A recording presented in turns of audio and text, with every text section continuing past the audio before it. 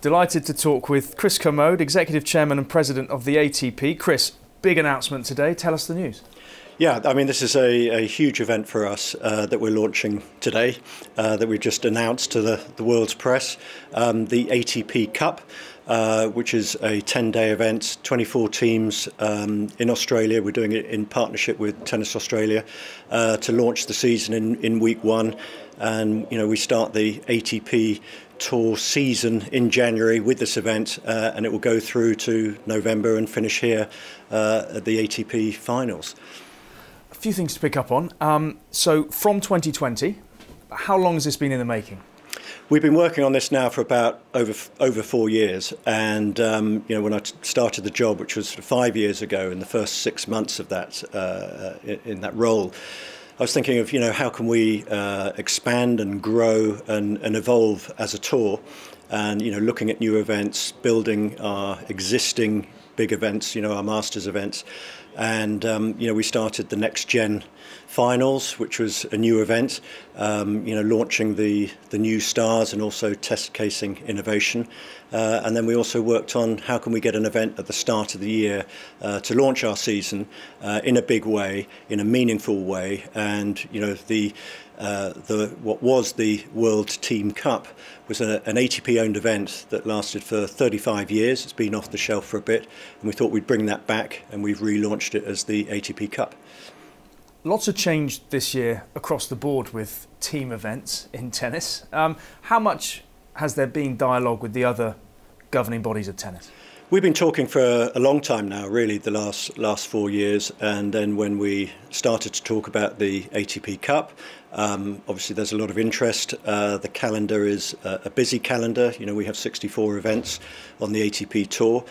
But we thought it was important to engage with everybody in tennis, so the ITF and all the Grand Slams. And very recently, we've had some really, really good meetings about the future of the sport and how we can all work together. And that's across everything. That's across ranking points and prize money distributions, talking about the calendar itself and how that works. And looking to the future, I think we're going to continue that really good dialogue. I know you work very much with the players. Novak was with you at the presentation today. What are the players most excited by with this? I think it's an event that, a team event that the ATP owns, and they're very proud of that. The ATP is a unique organisation that's co-owned by 50% by the players and 50% by the tournament owners. So I think to have their own event that they can feel a part of, be involved in having a big say in how this works, they're very, very excited about this event.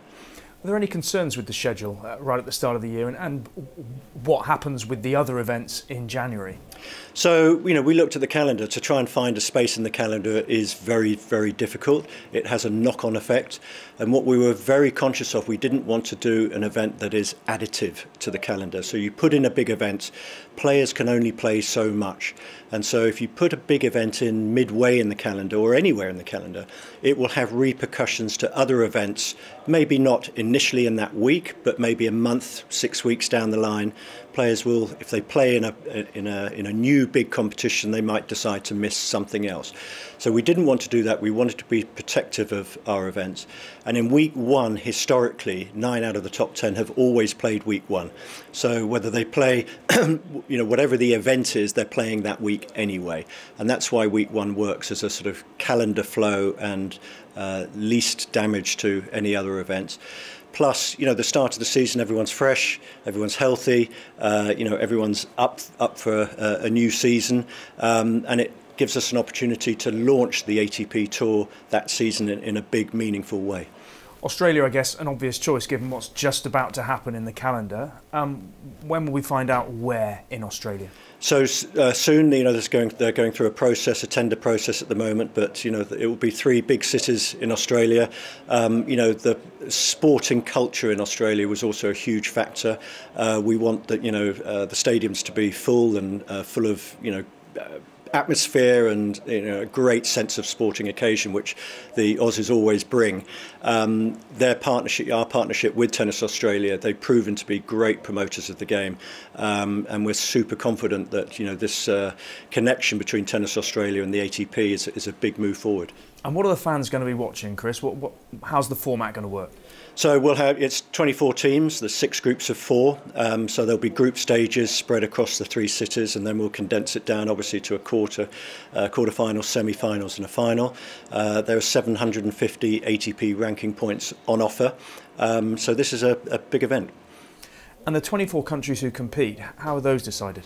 So it will be based on the number 1 player from each country, and we'll go down the rankings. They're going to have this great chance to represent their country at the start of the year and help their teammates come along that journey. And sitting here now, what do you hope that this event will achieve for the fans and for tennis? I think any event, like when we started here in London at the O2 Arena, you want it to be a great fan experience. So it's an on-site experience, number 1. You get a chance to see a vast array of talent, and the depth in men's professional tennis at the moment I think is as strong as it's ever been. We've got global stars across a huge global diversity of countries, which is great. So you can attach yourself to various players and tournaments. I wanted to ask you as well about the exciting news earlier in the week, the rebrand, the evolution of the ATP brand and the World Tour brand, the ATP Tour now. What was the thinking behind that, and also the new logo? So really what we wanted to do is take stock and review our business, really. And we've come to this great crossroads where we're coming to the end of the greatest generation of players I think anyone's ever seen. We've got this incredible emerging talent, and we're looking to the future of the sport for the next 10 years, looking 10 years ahead of how can we attract a new audience.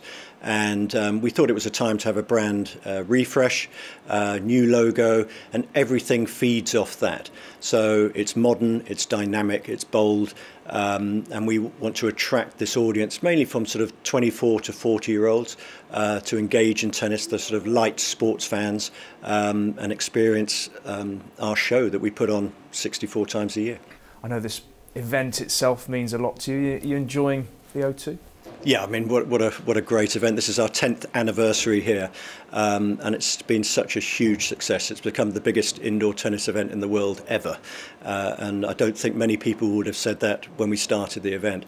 And it's sustained, this whole 10-year period remarkably, and you get to see the top 8 singles guys in the world and the top 8 doubles teams in the world. There's no event like it, and the fans keep coming, and London and the O2 Arena have been spectacular.